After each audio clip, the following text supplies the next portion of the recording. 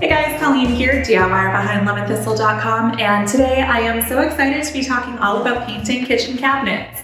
So this video and tutorial is part of a larger makeover. Of course, you can see that we still have some things to go, but I wanted to make a video all about painting kitchen cabinets with a paint sprayer because every time that I do a paint sprayer project, I will always get at least a couple questions about painting kitchen cabinets, looking for tips, suggestions, and I'd never done them before. So when a friend said that she was painting her kitchen cabinets as part of a total room makeover, I jumped at it. I wanted to be a part of it so that I could learn a little bit more about painting cabinets, test it out for myself, and give you guys a video that has tips and troubleshooting and my suggestions for using a paint sprayer to paint your kitchen cabinets. If you want to see how this kitchen makeover turns out, make sure to check back. We should have the entire thing wrapped up and I should have it posted here in the next few weeks or so. This video is in partnership with Wagner Spray Tech. I used their Flexio 5000 for this kitchen and it's one of my favorite paint sprayers. I've been using it for over a year now. I've used it for probably 20 projects and I definitely love it. So big thank you to them for partnering on this one. Before we get into it, if you have not yet subscribed to my channel, you can do that below so you don't miss out on any more DIY or home decor videos. All right, let me start by introducing this project. So this is a friend's house, and this kitchen is in a house that they are moving into. They're doing a full renovation of the whole home before they move in. So a couple things about these cabinets. They are oak cabinets, which means that they have texture. Most painted cabinets that you'll see now don't have the wood texture like these older cabinets. I believe these cabinets were put in the 90s. So even with the paint on there, you can still see the wood grain texture through the paint. All right, so let's talk about prep. I've said this before and I'll say it again. Prep is the most time-consuming part of a painting project when you are using a paint sprayer, but it is also the most important. It's what allows the painting to go so fast. So since I jumped in on this project after they were getting started, they were asking for tips on the painting. I myself didn't remove the cabinet doors and sand them down. The homeowners did that. So I just want to run over what I recommend for sanding down the doors, and this is what I told them. Well, I know I have read articles that say you can just go ahead and paint right on top, or you can do like a liquid sand. I always like to take an actual sandpaper to cabinets or furniture that I am painting. It just makes me feel more confident in the adhesion of the paint to the surface. So once they are lightly sanded and wiped down and totally dry, then you can get to masking. So let's talk about masking. In this project, it was pretty nice because we didn't have to protect the walls. They were all getting a fresh coat of paint. We didn't have to protect the floors. They were torn up, waiting for new tile. We didn't have to protect much of anything. We did protect the countertops. We are going to be doing a countertop coating on that, and we didn't want to have paint on the countertop that could mess with the adhesion of the countertop coating we're going to be using. So we chose to cover the countertops using butcher paper or flooring paper. It is found in the painting section of hardware stores. So when I'm doing this, I really like to lay a line of tape first and then go back with my paper and tape it to that tape. The reason that I do this is not because it sticks better to the tape, but because I can get a cleaner line if I'm only paying attention to lining my tape up perfectly, not also trying to pay attention to if it's holding down the butcher paper in place. I gave this same tip when I was painting brick at the storefront in the fall. I will link that video here. So that's for the floor. Next up is inside of the cabinets. Now, these cabinets are not solid wood boxes. They are just solid wood cased with solid wood doors. So we just needed to tape off the inside cabinet boxes. We use this 3M plastic with tape. It comes with tape up at the top of the plastic and then unfolds down to cover the whole thing. And then we can just tape off everything that's inside of the cabinets without worrying about getting paint on them. So these pieces right here will show outside of the doors. So we're going to paint those. This is kind of like a skirting on the island. And so we'll paint that as well. And then they're going to be putting different trim around the base of all the cabinets instead of the kicks. The kicks were pretty beat up. So we're not going to worry about painting those right now. Okay, super quick. I want to show you overspray from this cabinet. It's not totally dry yet, but that's it on the floor. We didn't tape the floor.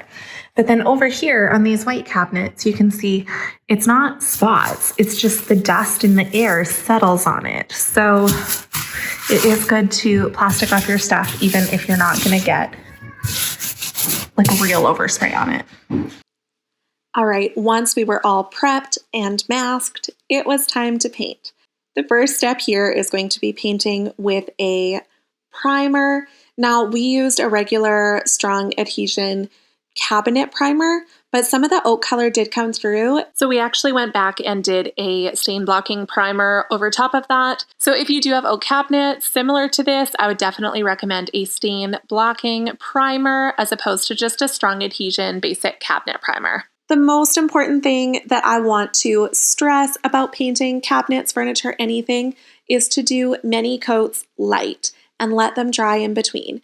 If you want this to really last long term, I think giving it ample time to dry between coats and going lighter on your coat so that you don't have any drips or have any difficulties with the paint fully curing, light coats is your best bet. So as tempting as it is to just go over these wood cabinets and get them bright white in one pass, I really encourage you to do light coats just so that this is going to last really well for you. Now, I'll be honest, I probably go much lighter than I could, and this is another one of those I'd rather be safe than sorry, so I choose to err on the side of caution.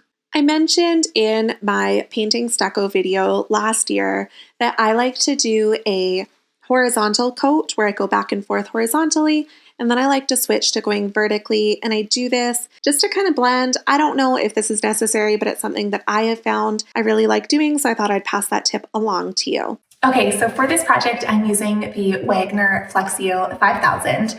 There's a few different sprayers in the Flexio series. I really like the 5000. I also have the 3000. And what I like the most about this one is that the motor is like down here. And so a lot of the weight is out of your hands, which is great for me. I find my neck and back will hurt after a big project, and this little bit of a weight difference definitely helps.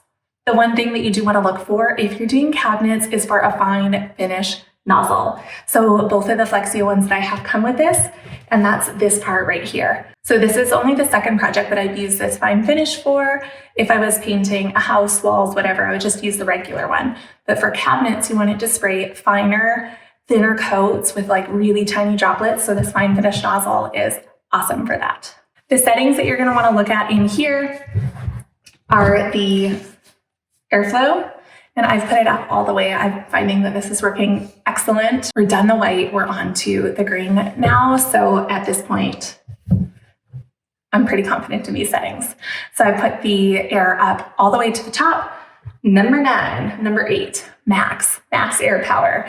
And then I've dialed back how much paint it lets out. So when I squeeze this trigger here, you can adjust how far back you can squeeze it just by twisting this here. And so I've let out a little bit less paint. If you're finding that you're spattering or getting bigger droplets than you want, you might want to try upping your air power and dialing back how much paint you let through. The other thing that you'll want to do is clean the tip right here. Sometimes the paint kind of dries on because it just gets warm as it's working. And so just turning your sprayer all the way off and cleaning that off might solve your problem, or changing directions too. If you're really having issues, I would pull it all apart and make sure that paint hasn't gotten anywhere that it's not supposed to. That can happen sometimes if it tips over or you leave it on its side or something like that. I've only had that happen a couple times when my kids have kicked it over or something, but I feel like it's important to note. Okay, as with any painting, especially if you're using a sprayer, it's really good to have the right stuff for your protection. A mask and glasses. And then you can also do gloves if you want. I get my hands really dirty and it doesn't bother me, so I skip that. Let's talk about the doors. So these doors have a lot of grooves in them. They have a lot of detail. One of the things that I hear from people is that a paint sprayer just can't get into all the little nooks. And so I just wanted to show this. It's a little bit slow to watch, but you get every face. You just have to move around the object to make sure that your paint sprayer is spraying at the plane that you want to have covered. This is something that I noticed when we were doing our wood slat wall. in our backyard, instead of just spraying the whole thing from the front, I sprayed all the boards from the left, and then I sprayed all the boards from the right, and I sprayed them from the front as well. This covered all the sides. It is still way faster than painting it by hand, and you get a beautiful, even coverage. But because your paint sprayer is so accurate, you do need to aim it at the right side in order to get a good coverage. So here I'm going over all the grooves, and then once I'm done that, I just paint over the flat surfaces from up above. All right, so again, we did a couple coats of the white paint when that was totally dry. We got to the fun part. We are painting the island a fun color, and I promise I did not rope her into this. She chose this color on her own, and it is so beautiful. It's green. It's actually super similar to my kitchen cabinets. I love this color. So we used a different kind of paint on the island, and I loved how this paint went on compared to the white. So I want to feature this one here for you. Here is a picture of the can. You can take a screenshot of this. I highly recommend it for painting cabinets. It went on so smooth, so beautifully. Seriously, this green is so good. I'm in love with it. I wanted to show you how thin the first coat is here of the green over the white. It can be frustrating to see a little bit of shadows of white through it, but you're going to get a much longer lasting finish if you do light coats. That's just my motto, better safe than sorry. I'd rather do this once than have to touch it up again. Okay, let's troubleshoot with the paint sprayer. If you are spraying and you're like, man, not a lot of paint is coming out, something's going on, it's changed, it's not spraying as beautifully as it was before. The first thing I like to do is turn it off, and I like to check that there's no paint dried onto the nozzle. This can happen because it warms up as you're painting, and if you're painting for a long time, some paint can dry on there. That might help, but if you're still getting kind of like spitter spatter, which is the biggest issue that I have people email me about all the time, you might want to try changing the direction of your nozzle. You can either turn it to spray horizontally or vertically, and sometimes I find just turning it loosens something in there and it sprays way better. I also wanted to show you how the different settings affect the way that it sprays.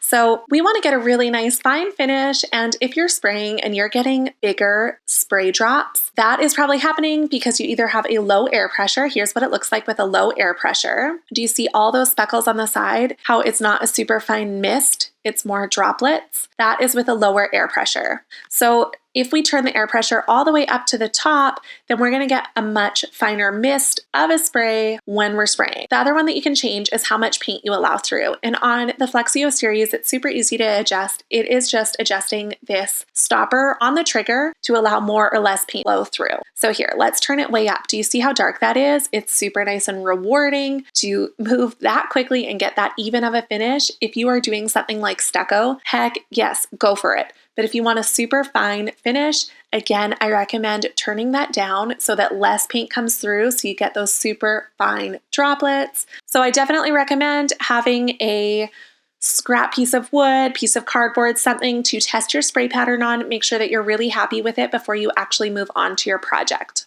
Last but not least, I want to show you here, if you're kind of getting like a round spray pattern or if it's spraying super funky, your nozzle might not be locked in the proper position, horizontal or vertically. This has happened to me a few times in projects and it's resulted in the most frustration. And then when I go to clean it, I realize, oh my gosh, it wasn't clicked in properly. So you can kind of like unscrew and twist that to get it working well. The last thing that I wanted to show you here is the pickup straw. Now the pickup straw is directional. So if you're going to be spraying things below eye level, I recommend to have it facing forward like this so that when you tip your paint sprayer a little bit, it's going to pick up the paint sitting in the front of that container.